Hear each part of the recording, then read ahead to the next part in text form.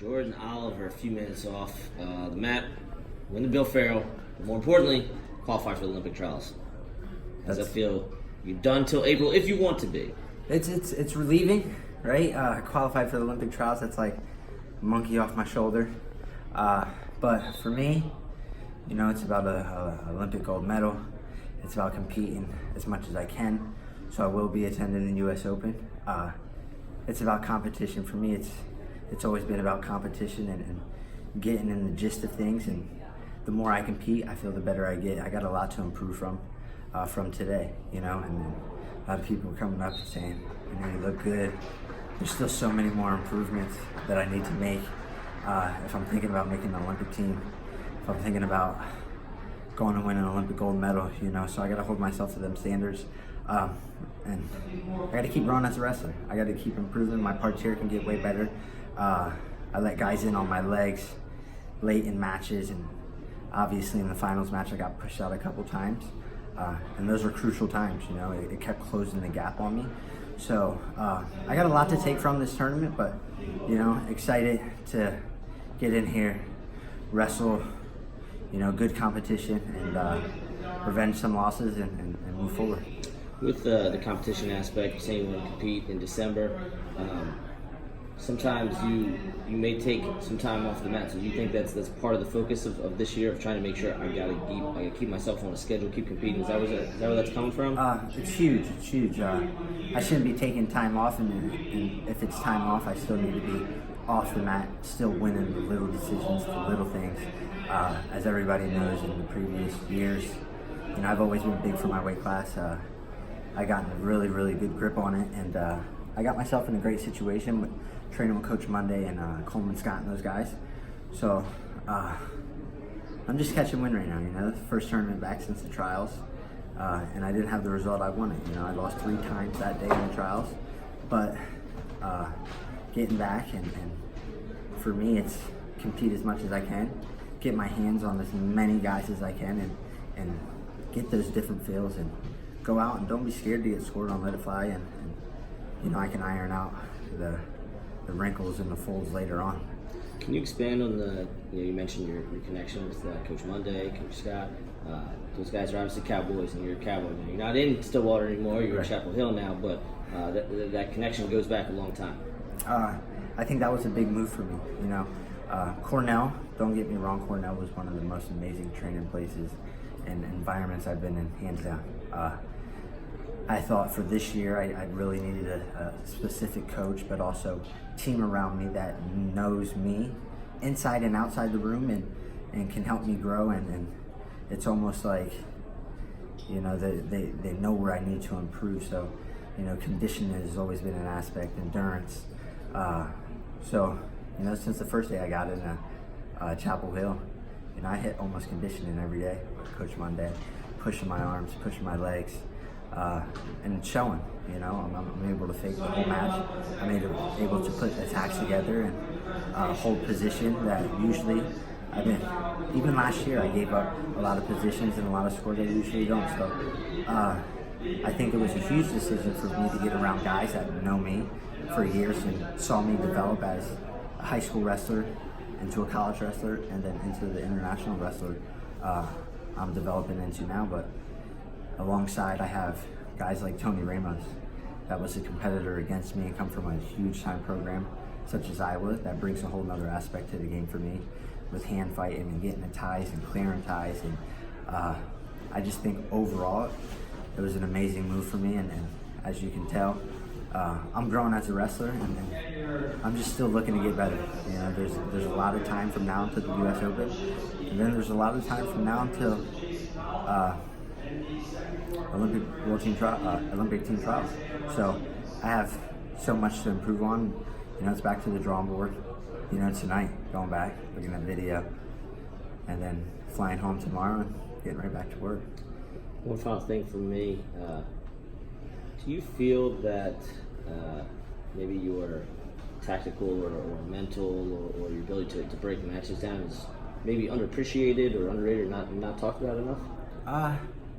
I don't need it to be talked about. If I say it's really underappreciated, then I'm almost boasting about myself. You know, you can ask the guys I work with.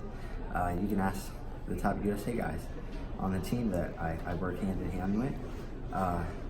I just feel, you know, and this isn't just me. You know, for years I've been developed under great minds of wrestling. Going back to high school with Steve Powell and then John Smith and Kenny Monday and Coleman Scott and Eric Guerrero, who's sitting in the corner across from me.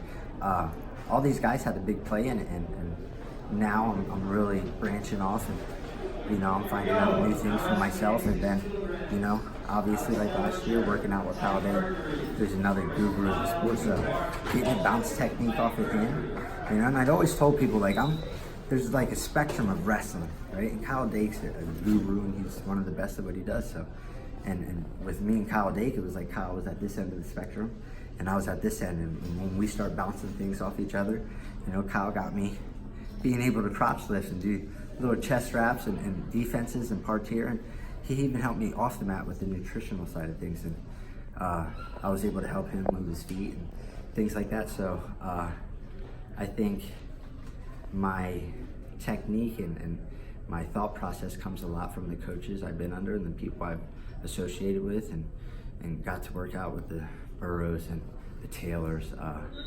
And then there's a little bit from myself that I'm a perfectionist. You know, I'll go back and see where I can score, see where I didn't score, see what shots were there. And if they weren't there, how do I develop them and get to those shots? So I don't need to boast about myself. You know, the guys I work with, like I said, they'll tell you. And I just love the sport. This is what I do. This is something I've been doing since I was 4 years old. So it's like, why not go all in? You know. So for me, it's like I said, continue to grow, and I continue to learn from everywhere. You know, I get to continue after a match like that to, you know, bite my lip, you know, be a better sport, walk off the mat. And I think, you know, Frank's a great competitor. So I just think we have really, really big passion, and things got a little chirpy. So we can develop and get better in every aspect, on and off the mat, you know, the way we carry ourselves. So like I said, I'm still learning. So last time you guys hit, I think you got the national team spot in the World Team Trials Challenge Tournament, like third place match, yep. true third. Was this match kind of indication that you're moving in the right direction? Yeah, I mean, I wrestled Frank 5-6 times, and I've won every one. And I'm not saying this were hard fought battles. When you go in and wrestle a guy like Frank Molinaro, you're going into a war, you know, and it's not just mental, it's real physical with Frank, and he's a very strong competitor. So that had a little bit to play in this, you know. And then, don't get me wrong, those were matches I keep going back and looking at. You know, I wrestled Zane, I wrestled Frank, and I've never lost to him. And then I took 3 losses in one day that was like a dagger in my heart and turned, you know. So losing 3 times in one day doesn't sit with me very well. Being injured, being not injured, I took the mat, and I'm held responsible and accountable for what happens. There's no excuses in our sport. So I went back to the drawing board, you know, and I went back to the US Open match that we wrestled, and you know, those shots that I was scoring came from when I beat him in the US Open, right? And I was figuring out how I got to those shots. So that US Open was a huge indicator for me. But also, you know, looking at my wrestling from last year when he beat me at the World Team Trials, there was no savviness. It wasn't physical. You know, I wasn't clubbing him back. I was a more finesse JO last year, you know, and sometimes things got to get ugly. And now I understand that, but it took me a hard lesson to understand that. But then again, I wouldn't take it back for nothing, because I wouldn't be where I'm at now, you know. So you always go back and look at prior matches, look at tendencies and habits and things like that, and then you take what you can from them. And if you can't take anything from it, you know, you still try to take something. Try to think about the mindset you were in the match and how things were going. So again, I know a lot was riding on this, and pressure, and you know, pressure's good to have. So I went back to the drawing board, saw the matches I was successful against them, and then seen the match I wasn't successful in, and played a huge role in me, you know, faking, moving a lot. And in the match I lost to him, I was hanging in ties a lot, and Frank is very, very good from there, especially when you're letting him dictate with his hands. So I promise that won't be the last of Frank Molinaro, right? We'll get to wrestle probably US Open, possibly, who knows.